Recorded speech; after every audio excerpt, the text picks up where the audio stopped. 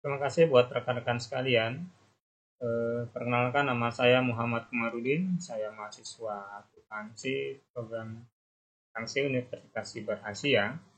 Pada kesempatan kali ini saya akan coba menjawab salah satu tugas ulang ujian tengah semester untuk mata kuliah akuntansi manajemen.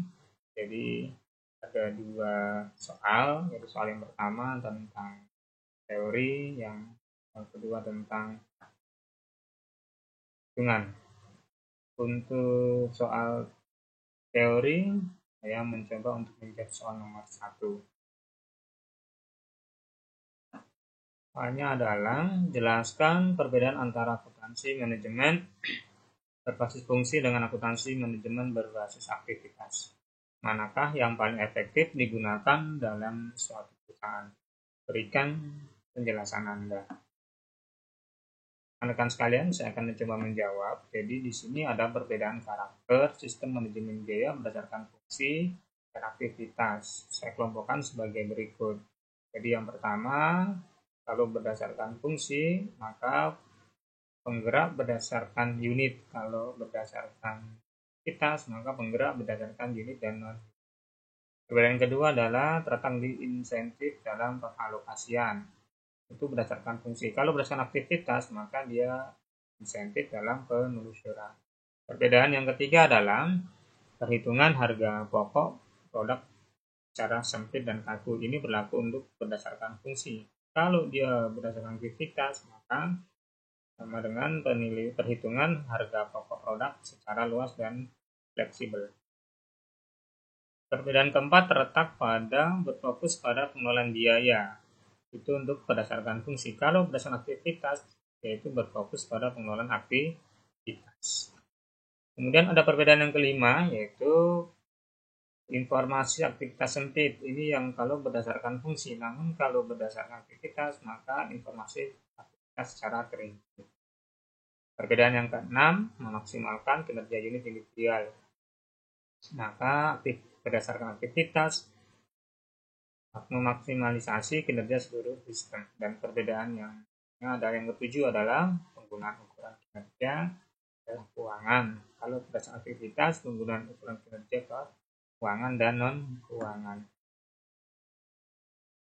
Nah, akuntansi manajemen berbasis aktivitas jauh lebih efektif digunakan oleh sebuah perusahaan. Hal ini dengan maksud yang pertama untuk mengurangi harga pokok dan mengoptimalkan desain produk. Yang kedua, mengurangi biaya-biaya perusahaan. Yang ketiga, membantu perusahaan dalam mempertimbangkan peluang bisnis baru. Dan keempat, dapat membantu perusahaan mengeliminasi suatu pemborosan. Dan yang kelima, meningkatkan keterampilan siswa. Nah, itulah soal teori untuk yang pertama. Sekarang kita akan masuk untuk soal hitungan.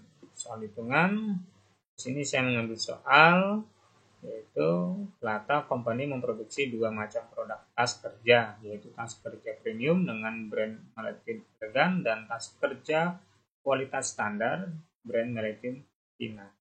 Berdasarkan data perusahaan, produksi dua produk tersebut membutuhkan dua jenis kinerja overhead, yaitu setting peralatan dan pemrosesan dengan mesin.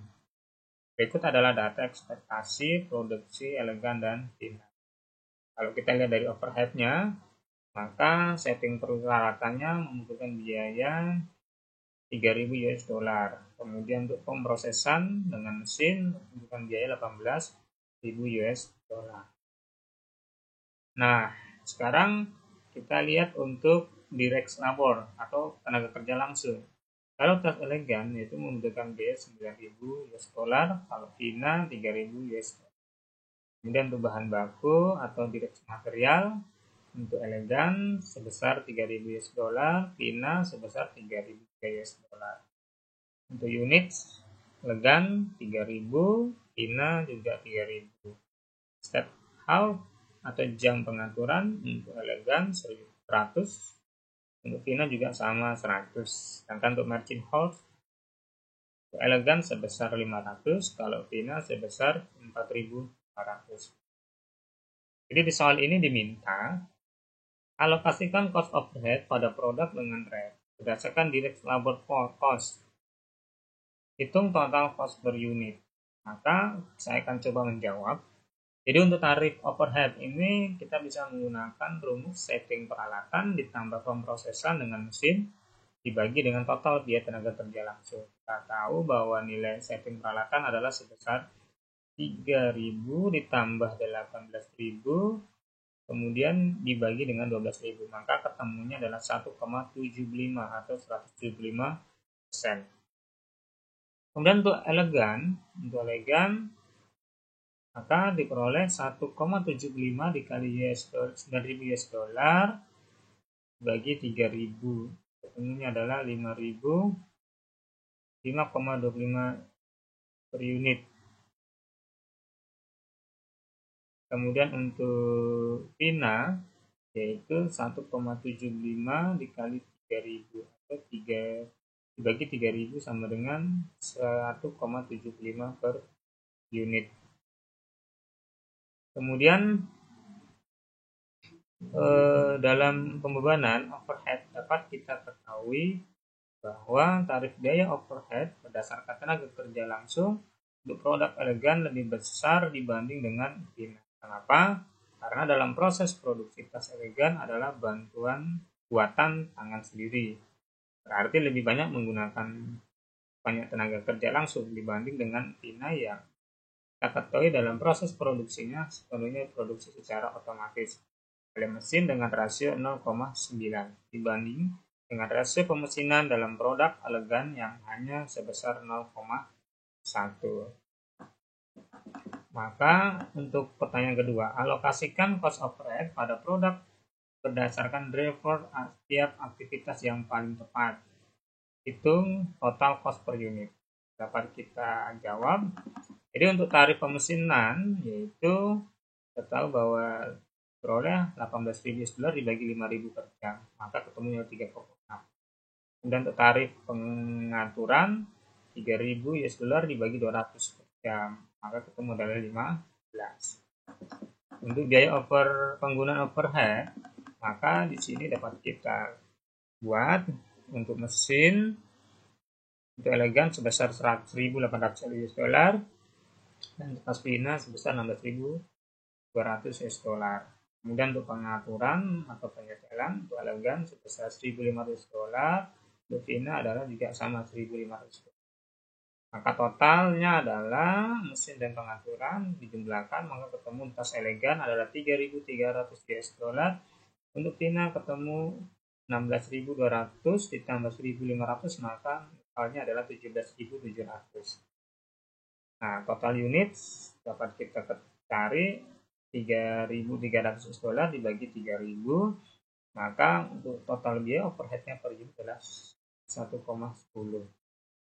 Dengan untuk tas Vina total unitnya adalah 17.700 dibagi 3.000, maka ketemu biaya overhead per unit adalah 5.900.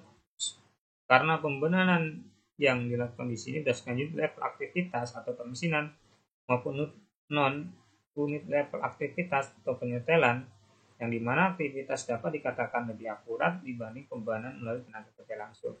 Karena dalam pembebanan biaya berdasarkan aktivitas mencerminkan pola konsumsi secara overhead secara lebih baik sehingga biaya lebih akurat. Nah, demikian yang dapat saya coba untuk menjawab soal yang nomor 1 tentang teori, yang nomor 2 soal itu. Terima kasih atas waktu yang diberikan dan terima kasih.